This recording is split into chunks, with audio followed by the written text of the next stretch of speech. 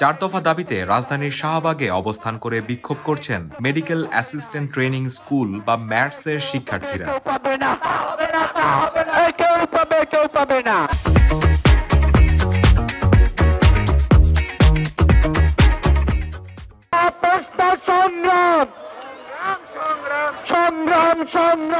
আজ বুধবার দুপুর 1টার কিছু সময় পর সাধারণ ম্যাটস শিক্ষার্থী ঐক্য পরিষদের ব্যানারে একদল শিক্ষার্থী সেখানে অবস্থান নেন।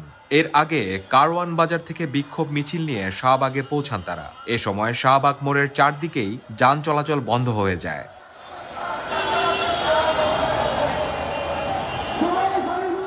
তাদের দাবিগুলো হচ্ছে 10ম গ্রেডে শূন্য পদে নিয়োগ, কর্মসংস্থান ও সরকারি বা বেসরকারি পর্যায়ে নতুন পদ তৈরি, কোর্স কারিকুলাম সংশোধন ও ইন্টার্নশিপ ভাতা।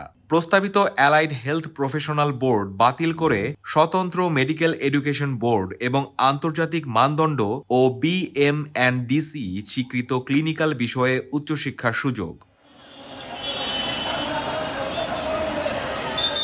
বিক্ষোভে অংশ নেওয়া ম্যাটসের এক শিক্ষার্থী মোহাম্মদ বোরহান দ্য ডেইলি স্টারকে জানান, আমাদের দাবিগুলোর মধ্যে একটা হচ্ছে নিয়োগ। দীর্ঘ 15 বছরে আমাদের কোনো নিয়োগ দেওয়া হয়নি। আমরা এর আগেও আন্দোলন করেছি। আমাদের শুধু আশ্বাস দিয়ে রেখে দিয়েছে সব দাবি মেনে নেওয়ার, কিন্তু আমাদের কোনো দাবি মানা হয়নি।